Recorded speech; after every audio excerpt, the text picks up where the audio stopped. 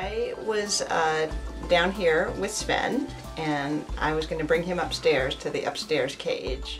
I had taken him out of his cage, and I was about to bring him upstairs. And as I was about to bring him upstairs, I noticed that the Dagoos, which are next door to Sven, that their water bottle was empty. And so I put Sven up on his cage just for a moment, and I was going to fill the water bottle. So I took down the water bottle, and as I took down the water bottle, Sven flew on my head, and I was thinking he just wanted to come with me to fill up the water bottle. And to my surprise, he reached down and bit me on the nose, and it started bleeding. So your parrotlet just bit you. It's good to have a plan. This was the first time that Sven ever bit me, and I didn't have a plan. And let's just say I overreacted. Overreacting actually can be rewarding to a very bold and fearless parrotlet because they love a lot of excitement and commotion. So the best thing to do if your parrotlet bites you is you should always have a glove on hand. Put on the glove, take your parrotlet, put him into his cage, say no bite, cover up the cage. And just so after the sting of the bite has started to dull and you need to decide what to do, your first instinct might be, this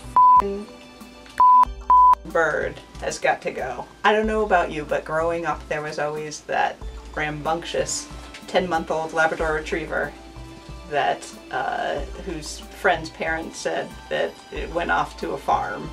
I really think that this idea that there's some farm for rambunctious Labrador Retrievers or some perfect bird home for biting parrotlets is really just a myth.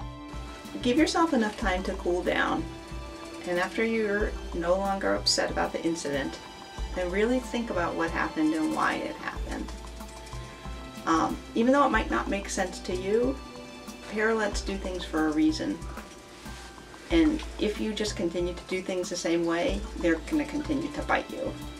So one thing about parrotlets is that they can get very territorial and they can claim things as their territory. I think that Sven has started to claim the Dago cage as well as his own cage as his territory. Second thing is that Sven is very sensitive to sounds. And the sound of removing the water bottle is a sound that I really think just hurt his ears. And that combination just really, I think, made him come at me full-fledged. So once you understand it, it's important to do things differently.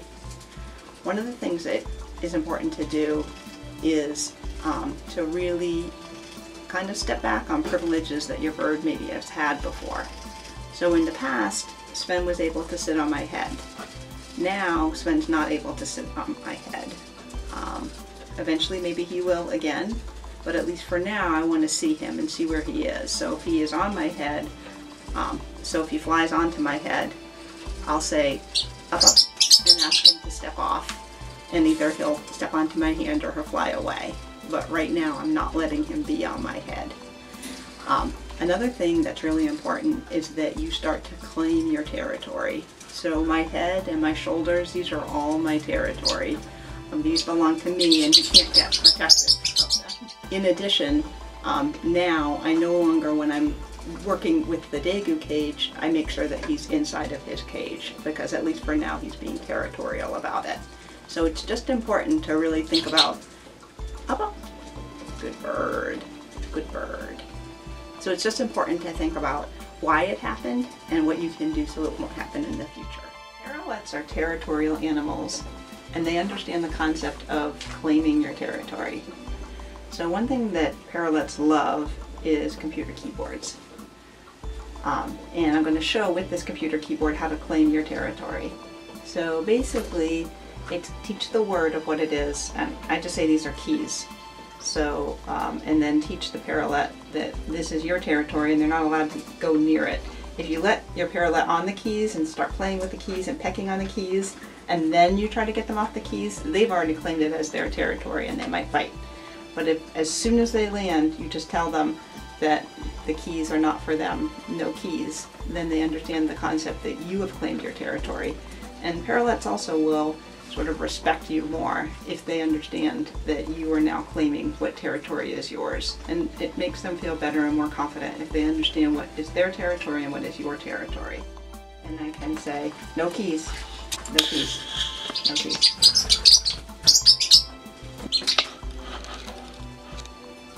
No keys, no keys.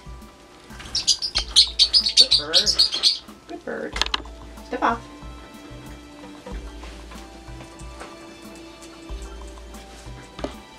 So he used to just be all over these keys, but we've done this exercise enough that he, is able to just sit on my computer and watch me and not be going after the keys. It's very important that your Parrotlet understands the word bite and the difference between a good bite and no bite.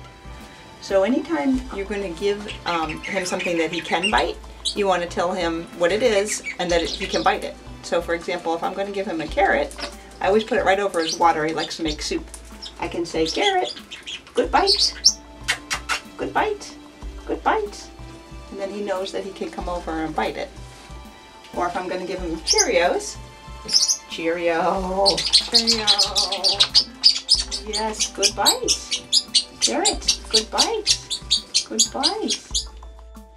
Another thing is, even though this might go against your instinct at first, it's important to spend more time with your bird. Tell him that he's a good bird when he's just being a good bird. And also to give him a lot of affection. Tickle, tickle, tickle. Tickle, tickle, tickle. If at all possible, it's good for you to work through the issue.